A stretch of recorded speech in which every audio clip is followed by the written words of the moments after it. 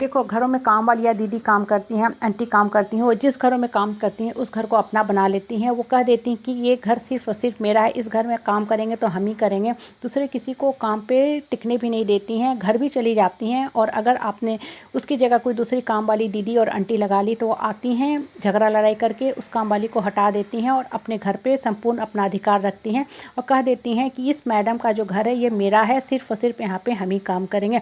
देखो, ये जो छोटी सी बात है हमें कितनी बड़ी शिक्षा देता है कि जो काम वाली होती हैं वो हमारे घर पे ऐसे हक से रहती हैं जैसे ये घर नहीं है, उनकी पुश्तैनी संपत्ति है, पुश्तैनी घर है। जैसे नॉर्मली जो हमारी पुश्तैनी संपत्ति होती है जिस पे हम कहते हैं ये हमारा हक है। लेकिन आज भी समाज में देखो कितनी छोटी मानसिकता के लोग रहते हैं। लोग लड़की के बारे में क्या कहते हैं कि लड़की जो है पराया धन है, इसका घर इसका ससुराल है, हमारा जो काम है सिर्फ लड़की की शादी तक हमारी ड्यूटी है, रिस्पॉन्सिबिलिटी है, हमारा कर्म है, हम पैसा जमा कर रहे हैं लड़की की शादी के लिए। लड़की की शादी होगी, लड़की को रहना है, उसको अपने ससुराल में रहना है, लड़की का स्थान उस घर में है।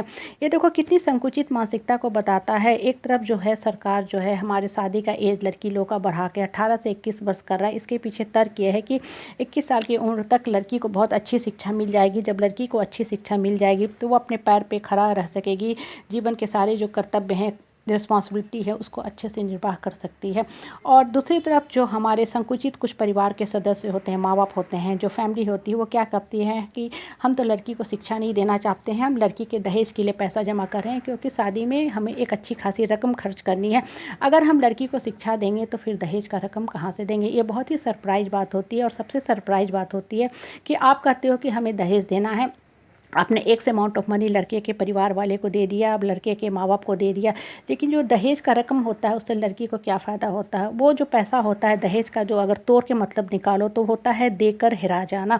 मतलब आपने पैसा तो दे दिया, लड़की के जो माँ बाप हैं अपना कर्तव्य कर्म कर दिए, लड़के के हाथों में पैसा दे दिए, अपनी रिस्पॉन्सिबिलिटी से पीछा छुटा लिए, लेकिन लड़की को क्या मिलता है। बहुत बार जो ससुराल के लोग होते हैं इतने संकुचित रूढ़िवादी मानसिकता के होते हैं कि इतना मिलने के बाद भी वो और खोजते हैं। और देखो होता क्या है कि लड़की को आपने पढ़ाया लिखाया नहीं, उसको पैर पे खड़ा नहीं किया तो लड़की क्या होती है, पैरालाइज जीवन जीते रहती है।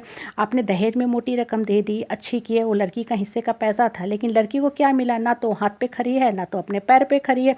तो उसके जो शरीर का हर पार्ट है उसको आपने कमज़ोर कर दिया। बदले में आपने कह दिया कि हम इतने रईस घर में शादी कर दिए, यहाँ ये सब है। मतलब आप ये बताना चाह रहे हो कि लड़की के हाथ में आपने सोने का कटोरा दे दिया है कि अब तुम भीख मांगो। लड़की रोती है, गिड़गिड़ाती है, पैर पड़ती है, कॉम्प्रोमाइज़ करती है, हमेशा अंदर से कुंठित होकर रहती है, अपने आत्मा को कुचल के रखती है। लड़की को मिलता क्या है। अगर आप प्राचीन भारतीय सभ्यता, संस्कृति, समाज को देखो, अपने वेद ग्रंथों को पढ़ो, तब आपको पता चलेगा कि आज हम जिस डिजिटल युग में रह रहे हैं, विकास की चरम सीमा पे हैं, उससे कई गुना ज़्यादा विकास हमारे प्राचीन समाज में था।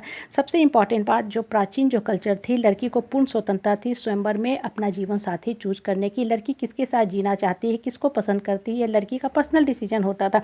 श्री कृष्ण ने बहुत अच्छी बात अपनी बहन सुभद्रा के बारे में कहा कि मेरी बहन सुभद्रा किसके साथ जीना चाहती है उसका डिसीजन है।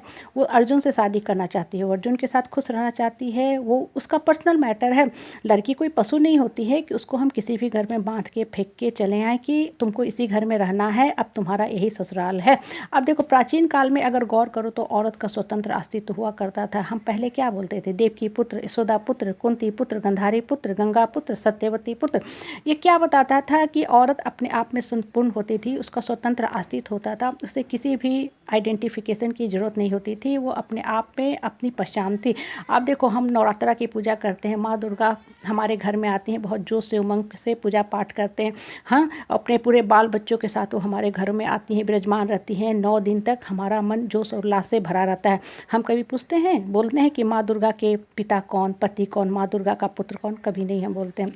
धन चाहिए, लक्ष्मी की पूजा, विद्या चाहिए, सरस्वती की पूजा, सहन शक्ति चाहिए, माँ काली की पूजा हम करते हैं। कभी भी हम पूछते हैं, बोलते हैं कि इस माँ का पिता कौन, पति कौन, पुत्र कौन? क्यों नहीं करते हैं? क्योंकि जो भी माँ आती हैं वो अपने आप में संपूर्ण होती हैं, उनका स्वतंत्र अस्तित्व होता है। इसलिए हर औरत को चाहिए कि अपने अंदर की शक्ति को पहचाने। हम सभी माता के अंश के रूप में धरती पर आए हैं, हमारा अपना स्वतंत्र अस्तित्व है, पहचान है, आइडेंटिटी है। और जब आप छोटी मानसिकता से निकलने लगोगे तो आपकी जो ये रोने की आदत है, बैसाखी लेके चलने की आदत है, वो भी पीछे छूटने लगेगी। हमेशा अपने आत्मबल को मजबूत बनाओ, अपना संपूर्ण स्वतंत्र अस्तित्व, अपनी पहचान बना के रखो। आपकी जो आत्मा है, आत्मबल है, वही आपकी रियल आइडेंटिटी है, वही आपका रियल अस्तित्व है, वही आपका रियल एसेट है, वही आपकी पहचान है।